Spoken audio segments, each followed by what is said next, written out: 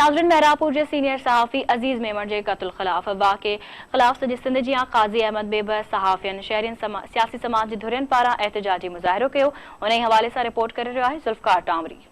जी सहाफ़ी जो महरापुर के सहाफ़ी के कत्ल किया उन हवाले से तालका प्रेस क्लब से जो सियासी समाज की धुरियन पारां सहाफ़ियन पारां सराप एहतजाज बणियल पुछूं था उन बारे में छा चवणु आहे। काज़ी अहमद के दुकानदार एसोसिएशन की तरफ का सहाफ़ी अज़ीज़ मेमण के कत्ल की परज़ोर मज़म्मत कयूं था।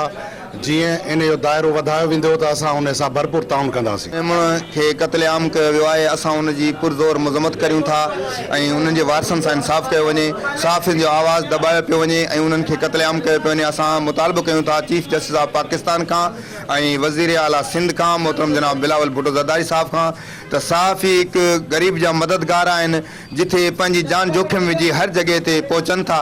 मां शहीद सहाफ़ी जी पुरज़ोर मज़म्मत थो कयां ऐं जे कातलनि खे कैफ़े किरदार ते पुॼायो वञे। चीफ जस्टिस खां इहो अपील था कयूं ऐं चेयरमैन पीपी बिलावल भुट्टो खां बि अपील था कयूं त महिरबानी करे इन्हनि खे इंसाफ़ ॾियारियो वञे। हक़ सच लिखंदड़ सहाफ़ी अज़ीज़ मेमण जे कातिलनि जी गिरफ़्तारी जी घुर कयूं पिया ऐं इन वाक़े जी मज़म्मत करियूं था। असां चीफ जस्टिस ऑफ पाकिस्तान सदर वज़ीर आज़म ऐं ॿियनि अख़्तियारनि खां घुर था कयूं त फौरी तौर ते उनजे कातिलनि खे गिरफ़्तार करे सहाफ़ियुनि खे तहफ़ुज़ ॾिनो वञे। ॿी सूरत में असां मुल्क अंदरि सहाफ़ी एहतजाजी तहरीक हलाईंदासीं। सहाफ़ी कल जो अज़ीज़ मेमण जो कत्ल किया वियो आहे इन जो पुरज़ोर मज़म्मत था कयूं। सहाफ़ी बिरादरी के तहफ़ुज़ ॾिनो वञे। असां chairman People's Party Bilawal Bhutto Zardari साहब के अपील था कयूं त इन कातिलनि खे केफ़रे किरदार ते पहुचाइनि। कल शाम जो वाक़ियो पेश आयो आहे महरापुर शहर में जो बेबाक सहाफ़ी अज़ीज़ मेमण के जो कत्ल किया वियो आहे उन जी असां भरपूर लफ़्ज़नि में जो मज़म्मत कयूं था ऐं उन हवाले सां असांजी काज़ी अहमद तालके प्रेस क्लब जा सहाफ़ी जो सरापा एहतजाज बणियल आहियूं। असां हितां जे डिक्टेटर आहिनि इन्हनि खे असां इहो ॿुधाइण था चाहियूं जेकॾहिं को बि हिकिड़ो सहाफ़ी जेको आहे सच थो ॻाल्हाए त उन जे आवाज़ खे बंदि करण जे लाइ मुख़्तलिफ़ तरीक़नि सां उन्हनि खे हिरासां कयो थो वञे, उन्हनि ते कूरियूं एफआईआरूं कयो थियूं वञनि या त वरी उन खे कत्ल जी धमकियूं थी ॾियूं वञनि। नौशरो फेरोज़ DSP SHO जेके हद जा आहिनि इहा उन्हनि जी नाअहली आहे। ॿिनि ॾींहंनि जे अंदरि ॿिनि शख़्सियतुनि जो क़त्लेआम पीपल्स पार्टी जे MP शहनाज़ अंसारी जो क़त्ल थियो, वरी सहाफ़ी अज़ीज़ मेमण जो ॿिए ॾींहं ते क़त्ल थियो। इहा एॾी वॾी नाअहली आहे जो इनखे केरु लिकाए नथो सघे।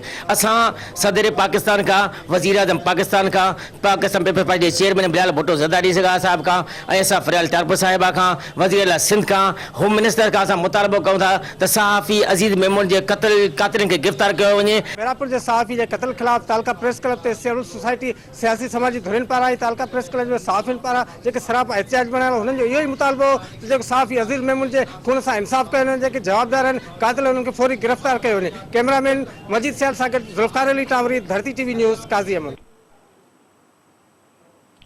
नाज़रीन, सॼी सिंध जी नसीराबाद में बि महरापुर जे सीनियर सहाफ़ी अज़ीज़ मेमण जे